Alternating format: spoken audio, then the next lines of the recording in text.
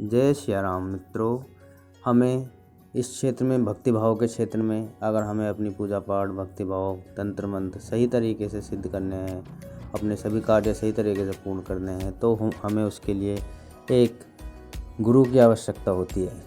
गुरु भी कई प्रकार के होते हैं। एक केवल नाम के ही गुरु होते हैं जिनको कुछ आता जाता नहीं है। एक सिद्ध पुरुष होते हैं जिन्हें सभी सिद्धियाँ होती हैं। एक लालच पुरुष होते हैं जो लालच के लिए अपने चेले बनाते हैं और उनसे कमाई करते हैं।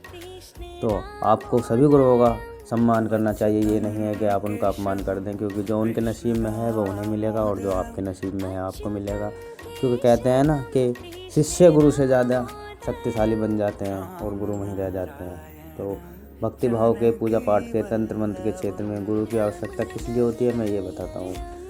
जैसे कलयुग में कुछ शक्तियाँ जागृत हैं और कुछ जागृत नहीं हैं। जैसे हनुमान जी, महाकाली, भैरव आदि, ये जिनमें हनुमान जी तो सात्विक हैं, भैरव जी और काली जी ये दोनों तामसिक हैं। इनकी पूजा पाठ भक्ति करने के लिए, इनकी सिद्धि प्राप्त करने के लिए गुरु की आवश्यकता इसलिए होती है क्योंकि मांस मदिरा का सेवन करते हैं और मांस मदिरा मांगते हैं और सही तरीके से इनकी पूजा पाठ करनी होती है। गलत तरीके से इनकी पूजा पाठ हो जाती है तो ये भक्त को ही, जो पूजा पाठ करता है उसी को नुकसान पहुँचाते हैं। इनकी सिद्धि के लिए गुरु की आवश्यकता होती है।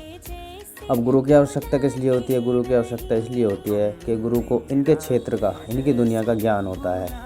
गुरु के द्वारा ही इनसे परिचय होता है, जिससे वह गुरु के शिष्य को नुकसान नहीं पहुंचाते। वह जब भक्त पूजा पाठ इनके करता है तो ये देखते हैं अपनी शक्तियों से कि यह फलाने का शिष्य है और उसे हमारी सिद्धि, अगर हम उसे नुकसान पहुंचाएंगे तो हमारे भक्त को भी नुकसान पहुंचेगा, या हमारा जो भक्त है वो उल्टा भी कर सकता है, क्योंकि गुरु इतनी शक्ति रखता है कि इनको उल्टा कर दे, इनको बांध दे। लेकिन शिष्य में इतनी शक्ति नहीं होती। शिष्य इनकी पूजा पाठ करेगा, उसे ज्ञान नहीं होगा, वो डरेगा। कुछ देवी देवता हमारे ऐसे भी हैं जिनके लिए गुरु की आवश्यकता नहीं होती है। जैसे हनुमान जी हुए, शिव जी हुए, माता रानी हुई।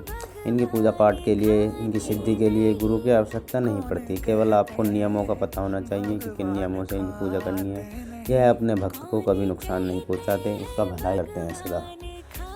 तो भक्तों, अगर आप बिना गुरु के भी पूजा पाठ करना चाहते हैं, हनुमान जी, माता की, शिव जी महाराज की, इनकी आप पूजा पाठ बिना गुरु के भी कर सकते हैं। बस आपको तरीका पता होना चाहिए किस तरीके से करनी है। और इनकी पूजा पाठ करते हुए डरे ना। कोई भी भूत प्रेत देवी देवता की आप पूजा पाठ करेंगे और डरेंगे तो वो आपको डराएगा, वो नहीं डराएगा तो आपका डर आपको डराएगा। तो हे भक्तों,